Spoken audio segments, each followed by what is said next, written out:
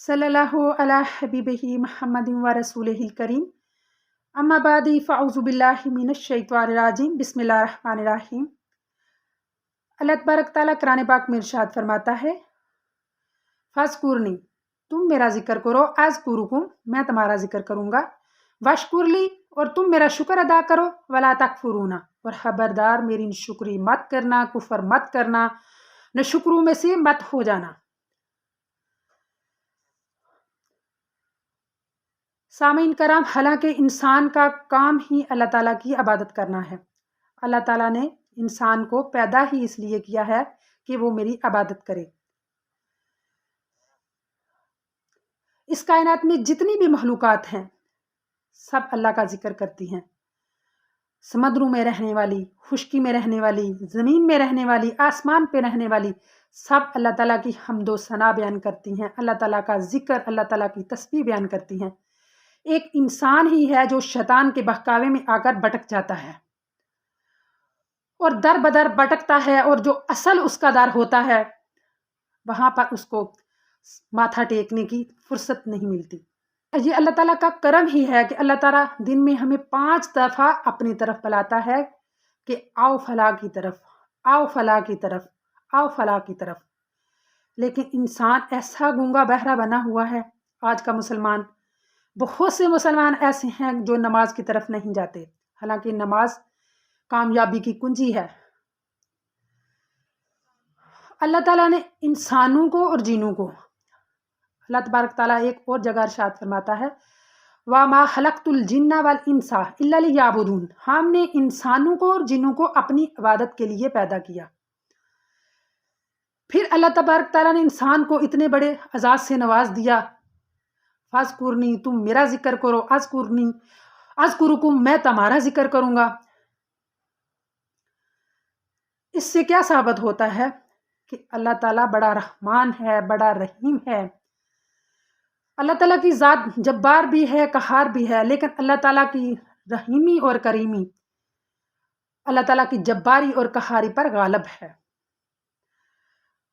हजूर गौसे आज़म अब्दुल कादिर जलानी इस आयत मुबारका की तफसीर कुछ यूँ करते हैं कि अल्लाह तबारक ताला फरमाता है कि तुम मेरा जिक्र फर्श पर बैठ कर करो, तुम मेरा जिक्र मेरे नेक बंदू में बैठ कर करो, मसाजिद में बैठ कर करो, नेक महफिलों में बैठ कर करो।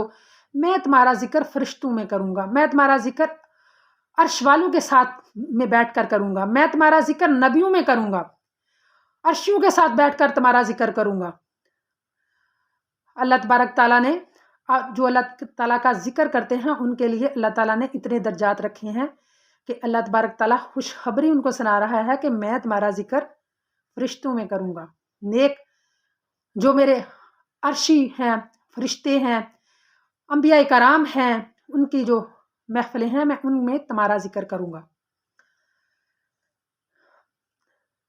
जो लोग अल्लाह ताला का जिक्र करते हैं ना, अल्लाह तबारक ताला का उन पे ख़ास करम और ख़ास रहमत होती है। जो अल्लाह ताला के जिक्र की महफिलें सजाते हैं, ज़मीन पर अल्लाह तबारक ताला के फरिश्ते, अल्लाह तबारक ताला के कुछ फरिश्ते ऐसे हैं जिनकी सिर्फ ये ड्यूटी अल्लाह ताला ने लगाई है कि ज़मीन पर तलाश करो, ज़मीन पर उतर जाओ और ज़मीन वालों में तलाश करो कि कौन कौन बैठकर मेरा जिक्र कर रहा है और कौन से बंदे जो इकट्ठे होकर मेरा जिक्र कर रहे हैं। और अगर वो तुम्हें मिल जाए तो उनको रहमत के परों से ढांप लो। और अल्लाह ताला की तरफ से वो फरिश्ते ज़मीन पर उतरते हैं, और जो बंदे अल्लाह ताला की महफिल सजा कर बैठे होते हैं, ज़िक्र हजूर कर रहे होते हैं, हालांकि असल में ज़िक्र हजूर असल में ज़िक्र अल्लाह है। मुस्तफ़ा का जिक्र असल में अल्लाह का जिक्र है। जहां पर अल्लाह का जिक्र हो रहा हो वहां पर मुस्तफ़ा का जिक्र ना हो, ये कैसे हो सकता है? तो जो लोग हजूर अकरम सल्लल्लाहु अलैहि वसल्लम की मलाद की महफिलें सजा कर बैठे होते हैं, अल्लाह के जिक्र की महफिलें सजा कर बैठे होते हैं, वो फरिश्ते जो अल्लाह ताला ने ज़मीन पर उतारे होते हैं वो उनको ढूंढते हैं, तलाश करते हैं।